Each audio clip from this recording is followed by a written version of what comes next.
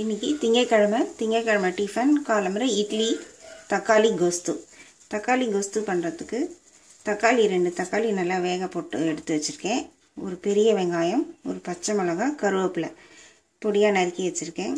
தாளிக்கிறதுக்கு கடுகு, உளுத்தம்பருப்பு, கடலைப்பருப்பு, காரத்துக்கு சிறிது சாம்பார் பொடி, உப்பு, மஞ்சப்பொடி. கடைசியாக கோஸ்து கொதித்து இறக்கும்போது 4 ஸ்பூன் கடலை மாவு தண்ணியில் கரைச்சி ஊற்றணும். அதுக்கு 4 ஸ்பூன் எடுத்து வச்சுருக்கேன். இப்போ தாளிக்கலாம். இப்போ 2 ஸ்பூன் எண்ணெய் விடுறேன்.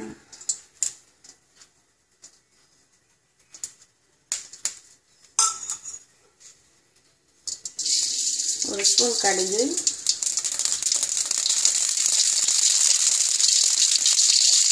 ஒரு ஸ்பூன் உளுத்தம்பருப்பு, ஒரு ஸ்பூன் கடலைப்பருப்பு,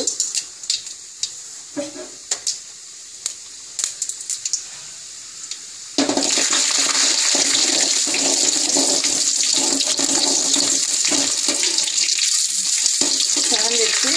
வெங்காயம், பச்சை மிளகாய், கருவேப்பிலை நல்லா வதக்கணும்.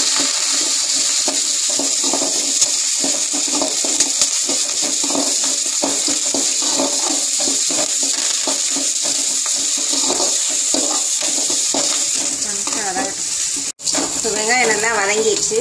இந்த தக்காளி வேக வச்ச தண்ணியை விடலாம். இது கொதிச்சுட்டு இருக்கட்டும். இந்த தக்காளியை மிக்சியில் அரைச்சி வடிகட்டி அந்த சாறு அதில் விடணும்.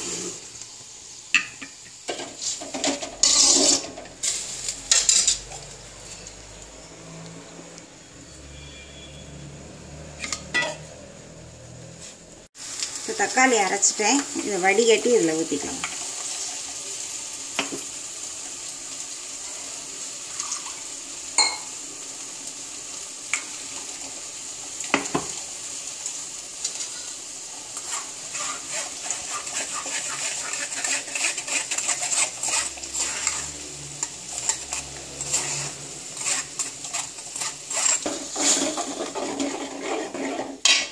காரத்துக்கு சிறிது சாம்பார் பொடி போடுறேன். ஒரு அரை ஸ்பூன் போட்டால் போதும்.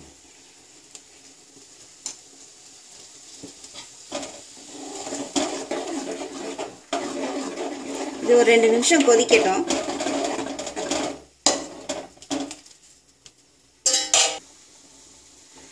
ஒரு 1/4 ஸ்பூன் மஞ்சள் பொடி, உப்பு 1 ஸ்பூன்,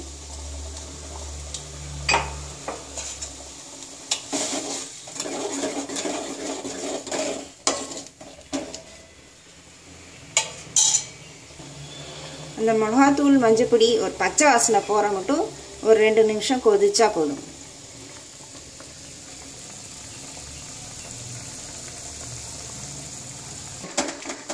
இப்போ கொதிச்சிருச்சு. இந்த கடலை மாவு தண்ணியில் கரைச்சி இதில் விடலாம். கெட்டியமாக வரும். கொஞ்சம் தண்ணி கலந்து இன்னும் கொஞ்சம் தண்ணி கலந்து கொதிக்க விடணும்.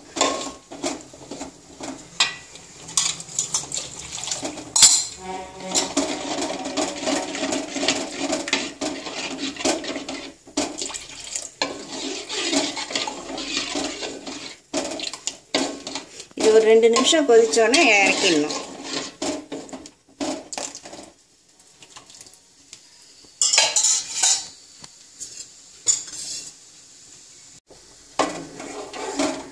நல்லா கொதிச்சிருச்சு.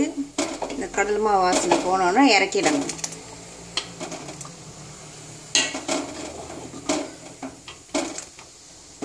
அடுப்பு அணைச்சிடலாம். செவ்வாய்க்கிழமை டிஃபன் இட்லி தக்காளி கோஸ்து. இட்லி மிளகாப்பொடி வச்சுருக்கேன். அதோடு சேர்த்து சாப்பிட்டா நல்லாயிருக்கும். செவ்வாய்க்கிழமை டிஃபன் ரெடி.